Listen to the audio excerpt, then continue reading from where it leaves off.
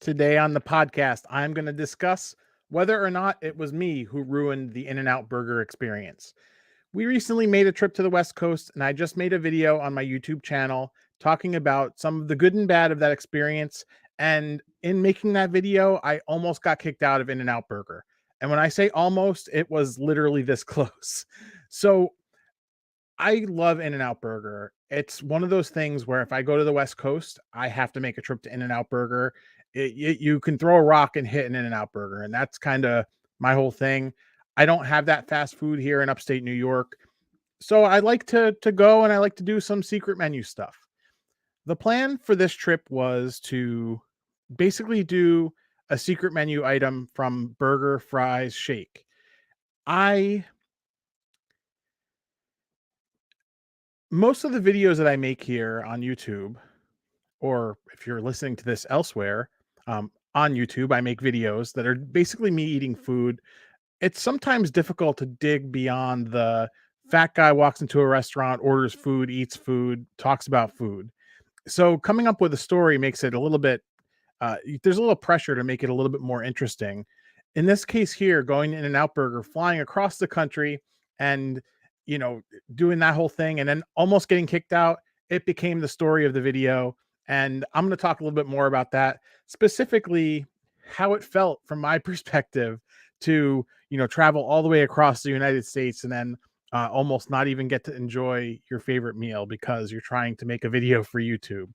So here's in the video that I posted, I leaned pretty heavily on one clip that I posted a couple times, and I'm gonna actually play it here for you, just so that you could see exactly what happens. And here I'm gonna narrate exactly what you would have seen. So this was the clip that I was taking inside of In-N-Out, and I have even more deleted scenes that I'm going to show throughout this stream, and I'll talk about and narrate as well for the audio listeners who might be finding this podcast. So on the screen right now, you'll see the menu board. What I wanted to do was pan across the entire restaurant. So you'll see I do that. Now, as I do that, I'm in my cinematic mode on my phone. A manager actually walks out, and this young man here is walking out. And just as I get to, this side of the restaurant, he reaches me where, he taps me on the shoulder, and that's basically it there. I get a tap on the shoulder, and he politely tells me, just so you know, our restaurant has a policy. I'm going to need you to stop filming. And at that point, my jaw hit the ground because here I am. I have all my camera equipment. So I got a switch pod in my hand with my ZV-1 camera. I have in my pocket a GoPro camera. I have my phone, which I was taking the cinematic video there, and I'm there with this idea. I hold my videos to a pretty high standard in that I don't want it just to be you watching me eat the entire time. I want to show you some of the food, some close-ups. I like to get some cinematic shots to throw in there. Sometimes it works, sometimes it doesn't. But the whole thing is to make a really good experience for viewing on YouTube. So I'm sitting there, or I wasn't sitting yet. I was thinking about what to order, and I'm like, well, what am I going to do now? The guy's telling me I can't record in here, and I gotta order the secret menu food, and I gotta react to the food, and then I gotta also show you guys the food. So I called an audible pretty quickly and decided to just take my food outside where I knew I would get good lighting. But it was kind of a no-win situation because even if I decided to go outside, the next challenge, I'm going to pull that up on the screen right now as well. The next challenge was right outside. This was the view, and I'm going to see if the audio comes in too.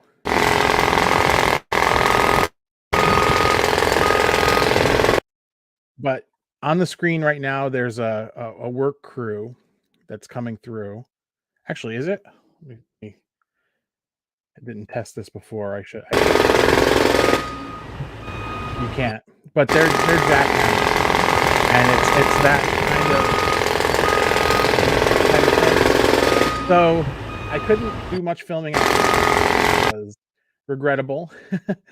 So I'm there and I'm calling an audible, and that's where I came up with the idea to just basically film some kind of static shots of the food, little zoom ins, You know, mind you, not only going through my head was how am I going to get this video done?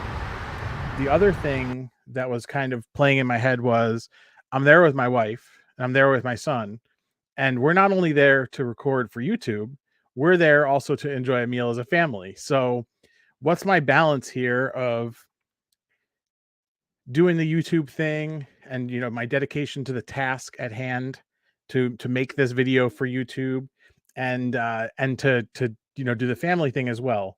So pulling this back up on screen, my order was and let me see if I can get a better layout here. Where am I? I like that one. My order here was a 3x3 animal style. That's what you see on the left of the screen here, and if not, you can go back to the original video and you'll see plenty of these shots. I also got animal style fries, which are on the screen as well, and I'll talk about what each of these are. And then the other thing that I got, which I will pull onto the screen. Whoops. Video file. Where are we? I ordered a milkshake, and here's me getting my footage for the milkshake portion. See my little In-N-Out hat? Actually, I have it right here. I should have put that on for this stream. Oh well. So here I got my sippy sippy, and this is basically what I got for the video. A little bit of big eye reactions, and that's kind of the behind the scenes of the B-roll that went into the video. So doing all that, and then inside, so here's what happened. We order our food, and that's another thing. This is astonishing how little it costs. Pull up my receipt here. You could see we got my animal style cheeseburger was $3.70. Oh no, that was Cassie's cheeseburger. Noah's cheeseburger was $3.70 as well. My 3x3, so 3 patties with the animal style, $6.70. That's not bad at all for a 3 patty burger. Come on. Noah and Cassie got fries, 4.50. I got an animal style fries, and then we each got shakes. The total here was under $35. That's unheard of, and I talked about that in the video a little bit because this kind of experience is not a normal thing for me. I figure that going to a fast food restaurant these days. I went to Burger King a few weeks ago. Actually, it's more like 2 months ago now, and going to that Burger King, it cost me like $15, and I just got a medium meal, whatever the special was, some kind of king thing, and it wasn't even a lot. It wasn't even a big portion. The fries were scant. The burger was not bigger than a Whopper, not smaller than a Whopper. I think it was around. I don't think it was a Whopper. It was some BK King thing. I don't know. I don't really follow fast food special stuff like that, but it was $15. So I figured we would gotten out of there for at least 40, $50 at In-N-Out. So that was kind of another cool thing. But the feeling of, oh my God, what am I going to do at this restaurant? I'm there. I want to make this video and I want to make it good. That's the whole thing. I could easily have just gotten this footage and done something like this where I'm talking to the camera and I could just put the footage on top of it. But I wanted to make something that was actually a good video that if somebody stumbled on it, they could find some value in it. And in making the video, I talk a lot about the secret menu. Now, going back to what I got here, the burger animal style. So if you're not familiar with In-N-Out, it's actually really cool what they do. Instead of just giving you burger patties, what they do is they'll put the burger patty on the flat top and it's seasoned on the one side. They actually put mustard on the raw side before they flip it, so that when they flip it, you get a mustard grilled burger patty. So that's modification number 1 to the 3x3. 3x3 means it gets 3 patties. You also get caramelized onions. You get their special sauce, which is like a Thousand Island. I think it's less Thousand Islandy than McDonald's Big Mac sauce. 3 slices of cheese, that's the second 3. So 3 by 3 is 3 patties, 3 cheese, and animal style refers to everything else. I think they all get lettuce and tomato, and you get this squishy bun, and it's good. But it was kind of disheartening to walk into In-N-Out and to, for this to be the experience, to basically come in there and I'm getting my pan around shot, and I know I'm showing this guy, but, what's the likelihood they're gonna come across it? And he comes around, and that was the same guy who came over. And it's just funny that I got it captured on camera, and this is just me being a wannabe YouTuber.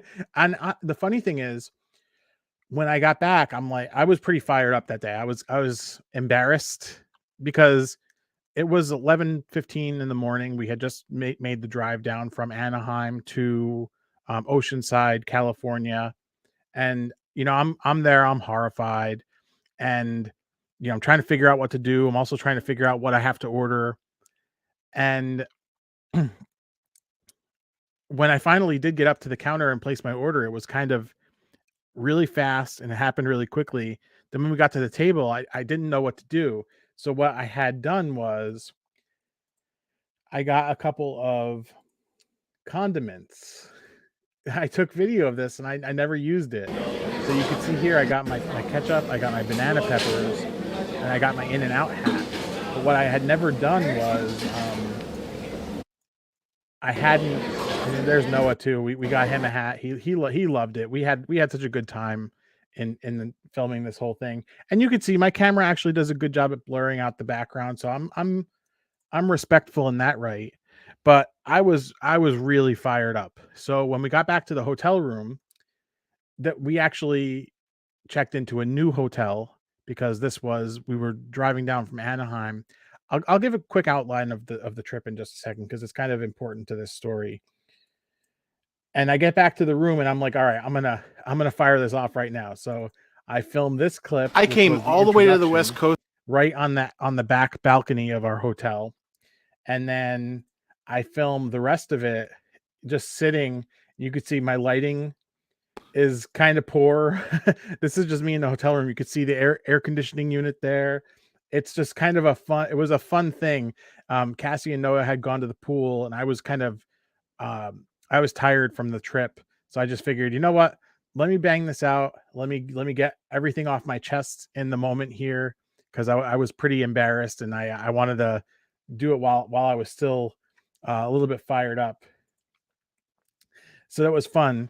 Now we went to In-N-Out I think the fifth day we were there. Yeah, it was Tuesday or Wednesday. So we flew down on Friday at like midnight.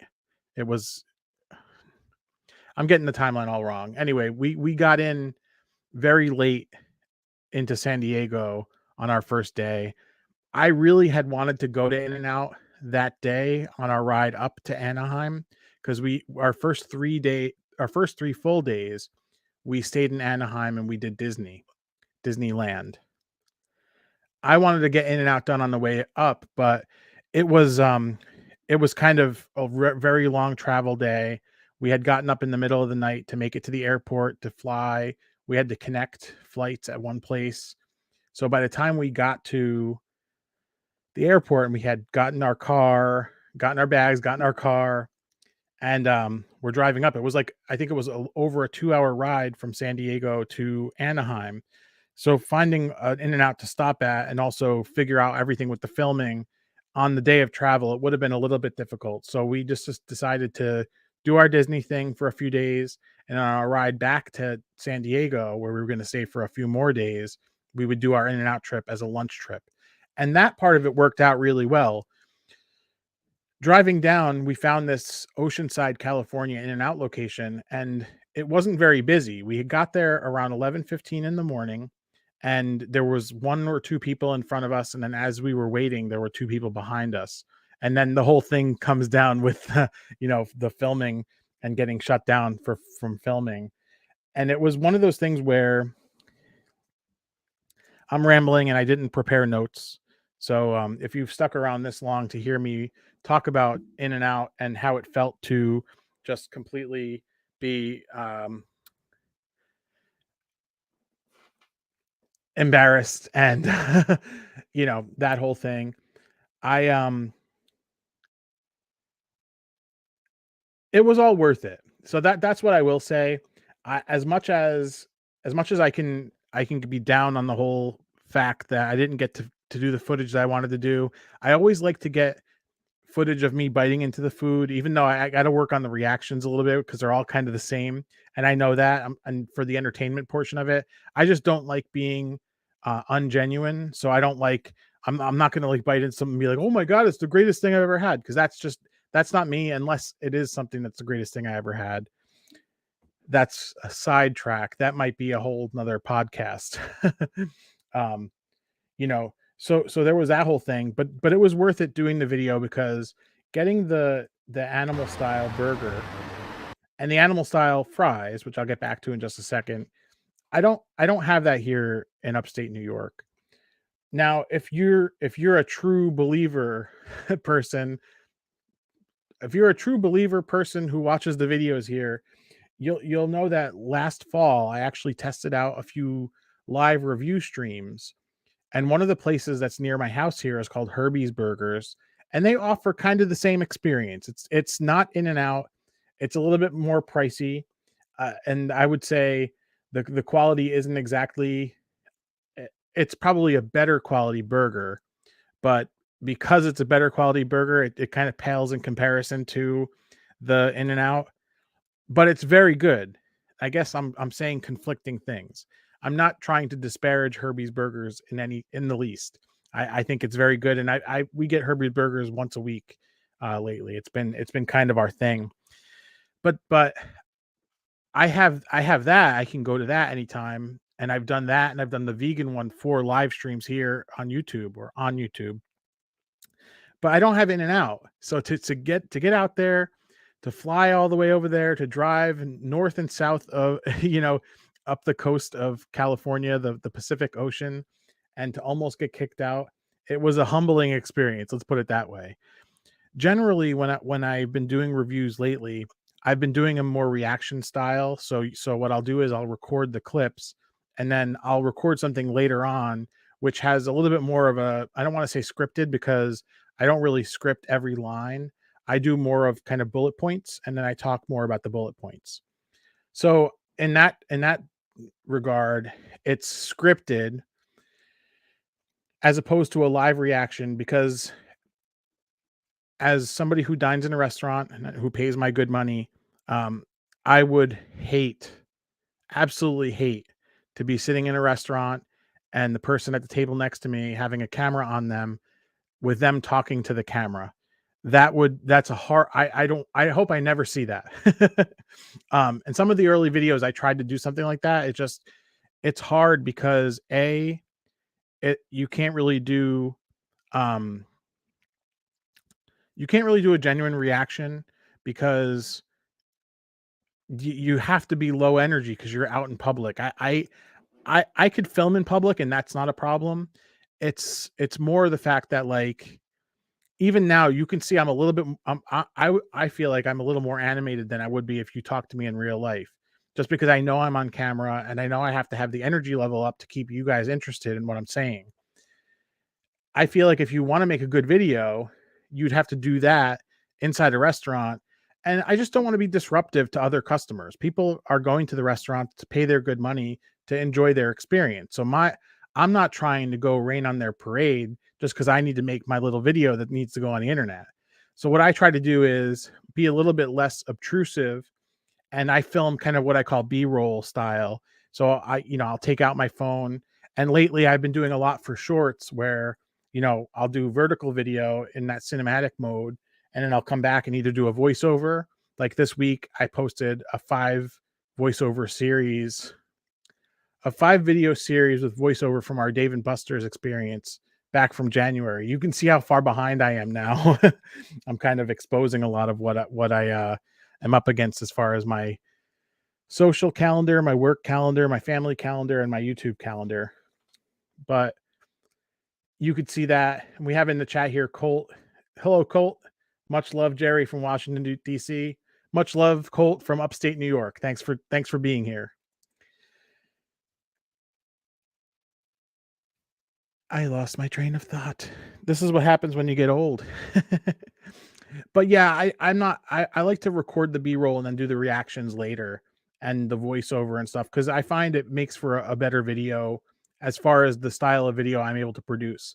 That is to say, though, with my videos on demand, I've been seeing that the ones that are more on location um, tend to get picked up in terms of views a little bit more. An example I'll give you is the one with the birria tacos in the geodesic dome.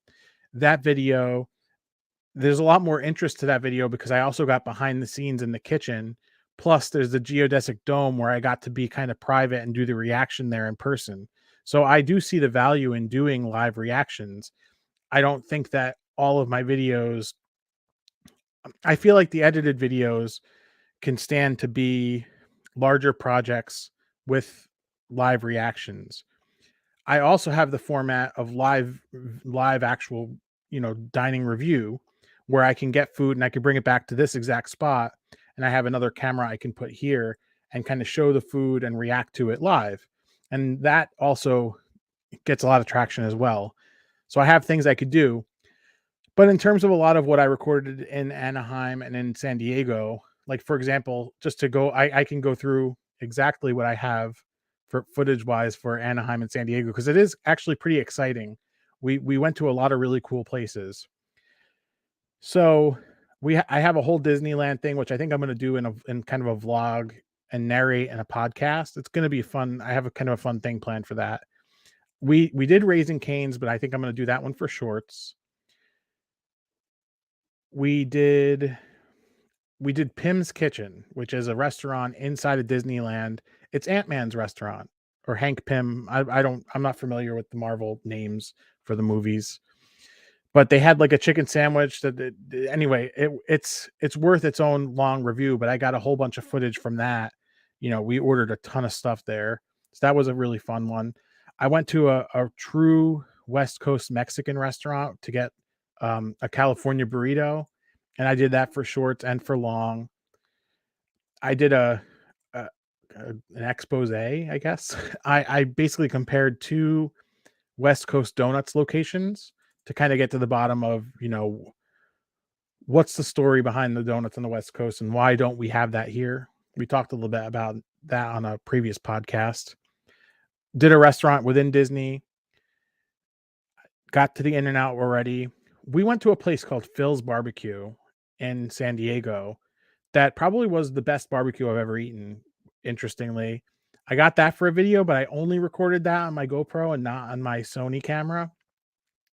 So that one's going to be a little bit of a challenge to get the quality of the video to match, but it's going to be a great video, just the reaction to the food because so much of it was amazing.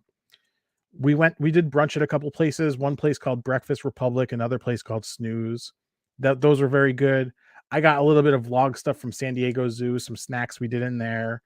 We had the best sushi we've ever had in our life at this place called Tamari Sushi, and I got a lot of clips from that. I did an entire video on crumble cookies, and when I say I did an entire video, and then well, there's two more things here. When I say I did an entire video, I recorded all footage from this. I just have to now catch up with kind of a scripted, quote unquote scripted, rundown of exactly what the experience was, and then kind of fit the footage to that. So there was that. And then the last day that we were in San Diego, if you're familiar with Sam the Cooking Guy on YouTube, we went to one of his restaurants in Little Italy Food Hall called Sam Burgers, which was very similar to In and Out. So I have that video as well. So I have at least a dozen videos that I could do from the Anaheim trip. So I'm kind of trying to space that out. I'm still working on stuff from last summer from Outer Banks and also trying to plan for our next Outer Banks trip. So there's kind of a whole bunch of things, but that's all to say this was a side tangent to a side tangent to talk about the fact that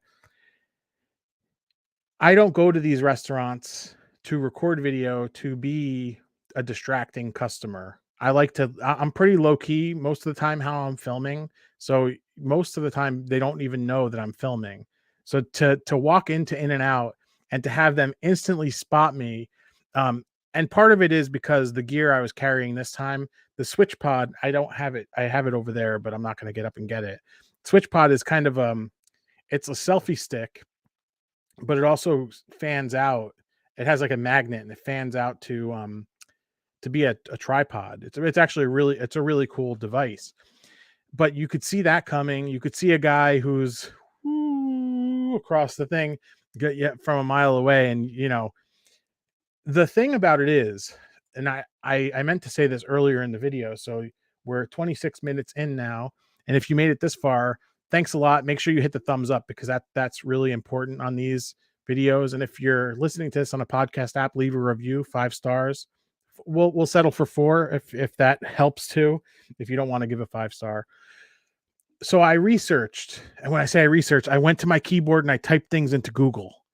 I researched um, In and Out filming policy. I couldn't find anything official on their website, but I did find a article from a food critic in a magazine in Texas, where he was trying to basically write a review about every single secret menu item that you can order.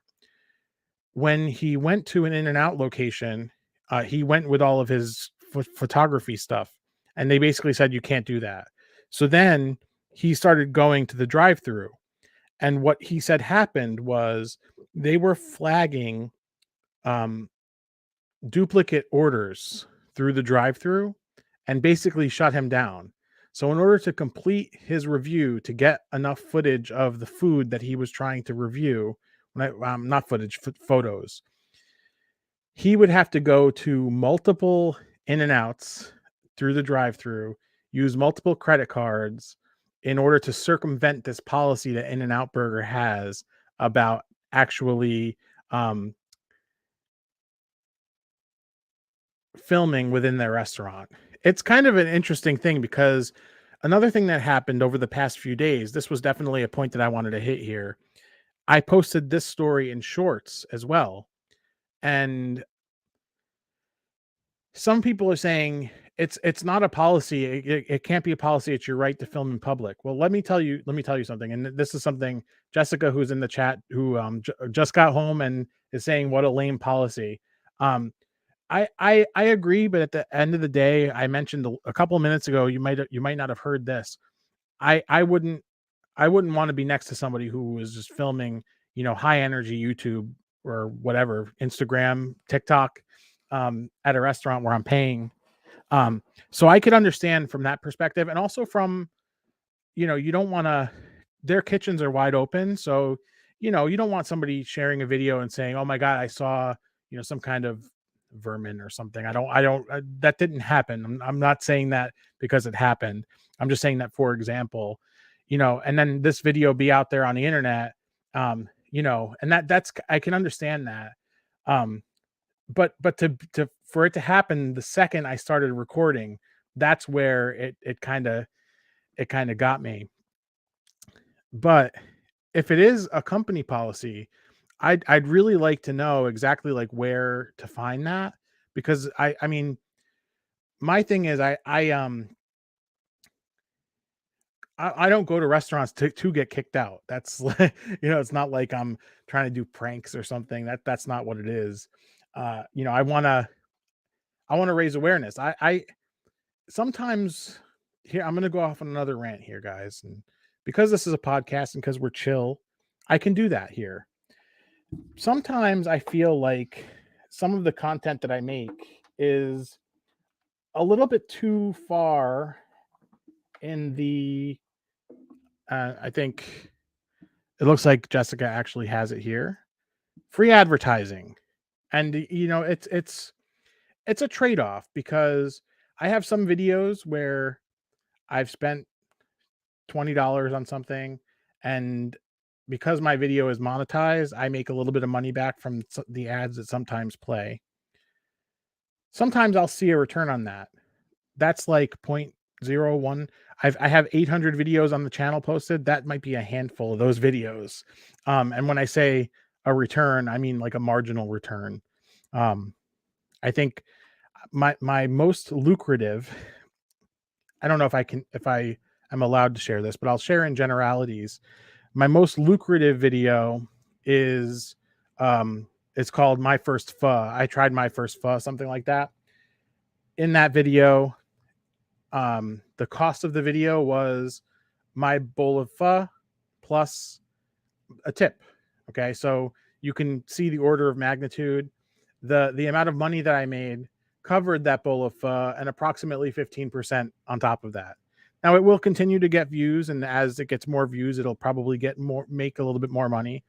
But to contrast that, I made another video going to Dinosaur Barbecue and ordering every appetizer off the menu. And that video cost me about $75 plus tip to make. And I think I made 75 cents ish on that. So you could see, I've spent a lot more money on on actual food than at restaurants. So the benefit is definitely around the restaurants. And it kind of pains me as well when I work so hard for some of these local places to make something that highlights what their food and what they're doing, and like to reach out on social media and to not even um sometimes they'll share it out. I don't ask for shares. I don't, but at least for them to either like the post or to acknowledge in some way. Maybe a direct message saying, "Hey, thanks a lot for reaching out. Thanks for the feedback. We really appreciate it." For me, I have a lot more fun when I have that kind of interaction, and it also makes me feel like, hey, maybe on my next one, if this gets a lot of views, maybe I come back and we can do something more in depth, which is what happened with that tacos video.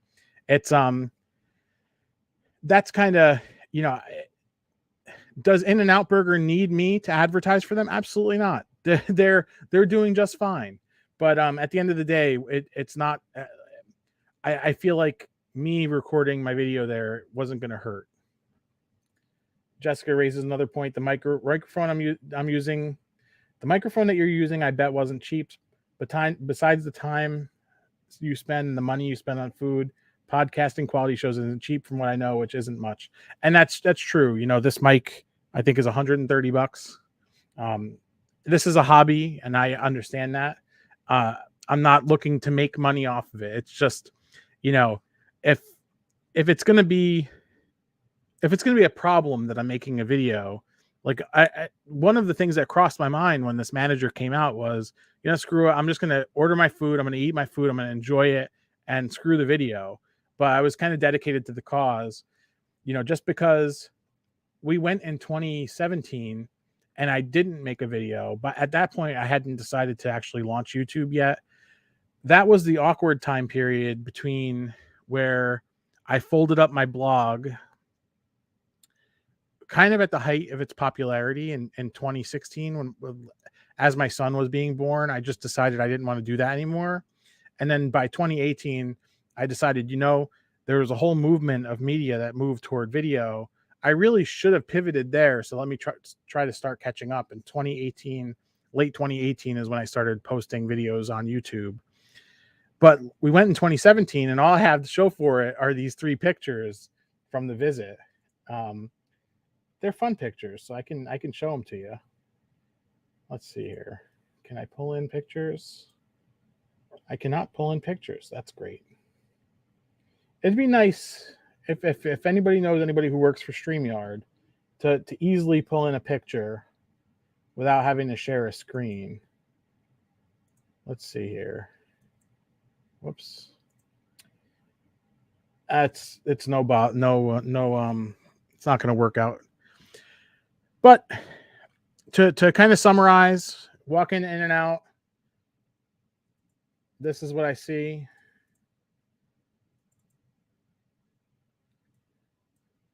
Got the menu sweeping over, got the manager coming right out to talk to me.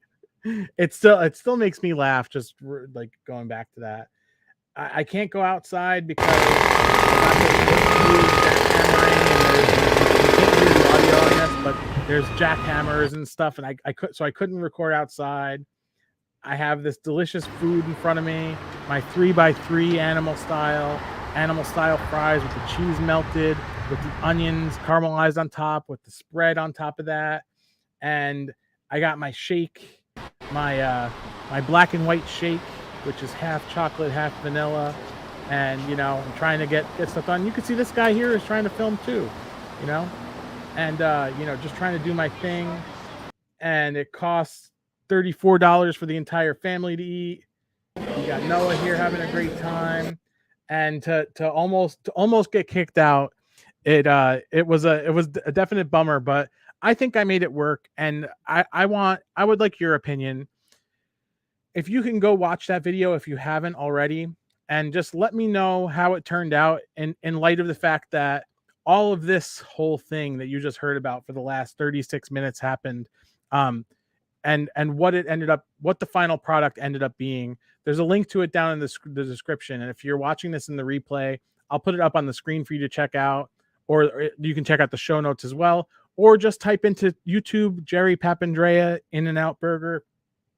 I'm sure that's an easy way to find it as well. I would love to hear your opinion on how that video turned out.